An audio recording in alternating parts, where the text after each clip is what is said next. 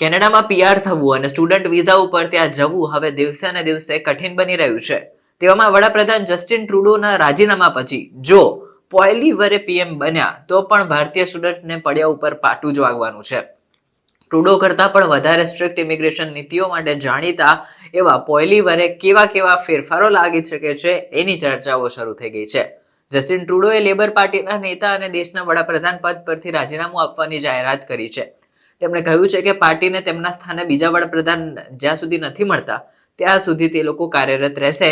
એના પછી એ રાજીનામું આપી દીધું છે, એ પ્રમાણે કાર્યરત નહીં રહે. હવે કેનેડામાં ટ્રુડોનો કાર્યકાળ, ખરાબ ઇમિગ્રેશન નીતિ અને સ્ટુડન્ટોનો એક સાથે આટલો બધો ધસારો આવી ગયો, જોબ ક્રાઇસિસ થયા, હાઉસિંગ ક્રાઇસિસ થયા, એ બધાના કારણે ઘણો કોન્ટ્રોવર્સીમાં રહ્યો છે, ઘણો વિવાદાસ્પદ રહ્યો છે. હવે બીજી બાજુ જોવા જઈએ તો પિયરે પોલિવરે એ પણ ઇમિગ્રેશન સિસ્ટમમાં મોટા ફેરફારોનું વચન આપ્યું છે. તેમણે સતત કહ્યું છે કે કેનેડાની ઇમિગ્રેશન સિસ્ટમમાં ફેરફારની જરૂર છે. ડિસેમ્બરમાં તેમણે ટ્રુડો સરકારના ઇમિગ્રેશન મેનેજમેન્ટની ટીકા કરી હતી. તેમણે આંતરરાષ્ટ્રીય વિદ્યાર્થીઓ અને ઓછા પગારવાળા અસ્થાયી વિદેશી કામદારોની વધતી જતી સંખ્યા અંગે પણ ચિંતા વ્યક્ત કરી હતી. હવે આવી સ્થિતિમાં તો આપણે જાણીએ કે જો પિયર પોલિવરે કેનેડાના નવા વડાપ્રધાન બનશે તો ભારતીય વિદ્યાર્થીઓ જે છે એના ઉપર કેવી અસર થશે? સૌથી પહેલું તો કેનેડા આવતા લોકોની સંખ્યા મર્યાદિત થશે. જો પિયરે પોલિવરે દેશના વડાપ્રધાન બન્યા કેનેડાના તો તેઓ કેનેડામાં ઇમિગ્રેશન ઘટાડી શકે છે. તેમણે જે પ્રસ્તાવ મૂક્યો છે તેમાં જણાવવામાં આવ્યું છે કે આવાસ, આરોગ્ય સંભાળ અને નોકરીઓની ઉપલબ્ધતાના આધારે ઇમિગ્રેશનનો દર મર્યાદિત રહેશે.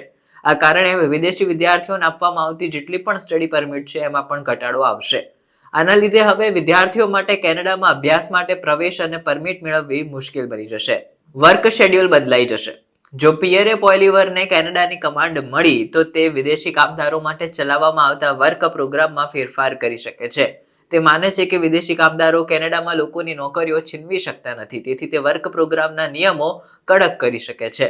જો આમ થશે તો વિદેશી વિદ્યાર્થીઓ માટે કેમ્પસની બહાર પાર્ટ ટાઈમ જોબ કરવી મુશ્કેલ બની જશે. વિદેશી વિદ્યાર્થીઓ માત્ર પાર્ટ ટાઈમ જોબ દ્વારા તેમના અભ્યાસ અને જીવન ખર્ચ માટે નાણાં પૂરા પાડે છે. તેવામાં અહીં આ નિયમ આવ્યો તો પડ્યા ઉપર પાટું વાગી જશે. ઇન્ટરનેશનલ સ્ટુડન્ટ્સની એન્ટ્રી પણ વધારે સ્ટ્રિક્ટ થઈ જશે. એટલે કે પિયરે પોલિવરે ઇન્ટરનેશનલ સ્ટુડન્ટ્સ કાર્યક્રમમાં પણ જે અત્યારે ઇનરેગ્યુલારિટીઝ છે તે બધી સુધારવાનું વચન આપ્યું છે. આ કાર્યક્રમો દ્વારા જ વિદેશી વિદ્યાર્થીઓ કેનેડામાં અભ્યાસ કરવા આવે છે અને તેના ઉપર કેવી અસર થાય છે એ પણ જોવા જેવું રહે છે. કારણ કે કેનેડામાં માત્ર કેટલીક સંસ્થાઓ જેને ડેઝિગ્નેટેડ લર્નિંગ ઇન્સ્ટિટ્યૂટ્સ DLIS કહેવામાં આવે છે તે વિદેશી વિદ્યાર્થીઓને કેનેડામાં પ્રવેશ આપે છે. તેમના કાર્યકાળ દરમિયાન DLIS નું મોનિટરિંગ વધી શકે છે.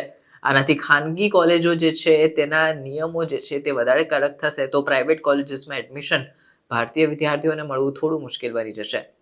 હવે વિદ્યાર્થીઓને PR હાંસલ કરવું તો લગભગ ના બરાબર થઈ જશે કે શું? જો પિયરે પોલિવરે સંસાધનના આધારે ઇમિગ્રેશનને પ્રોત્સાહન આપવાનું શરૂ કર્યું તો તેની સીધી અસર પરમેનન્ટ રેસિડેન્સી PR ઉપર પણ પડશે. ગ્રેજ્યુએટ થયા પછી ઇન્ટરનેશનલ સ્ટુડન્ટ્સ માટે અહીં PR લેવાનું વધારે મુશ્કેલ સાબિત થઈ જશે. વિદ્યાર્થીઓને post graduation work permit program PGWP હેઠળ પણ અભ્યાસ પરમિટમાંથી વર્ક પરમિટ અથવા તો PR સ્ટેટસ મેળવવું મુશ્કેલ બની શકે છે.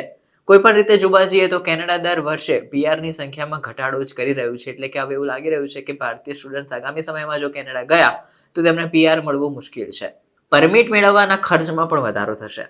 ઇમિગ્રેશન પરની મર્યાદાઓ અને કડક નિયમો વિદેશી વિદ્યાર્થીઓ માટે કેનેડામાં તેમના ભવિષ્ય વિશે અનિશ્ચિતતા વધારી શકે છે.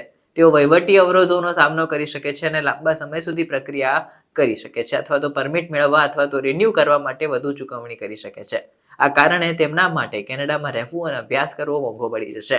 એટલે કે એટ ધી એન્ડ હવે જોવા જઈએ તો ટ્રુડો ગયા કે નવા કોઈ PM આવ્યા, ભારતીય વિદ્યાર્થીઓને તો ત્યાં ફટકો જ પડી શકે એવા અત્યારે નિષ્ણાતોના તારણો છે.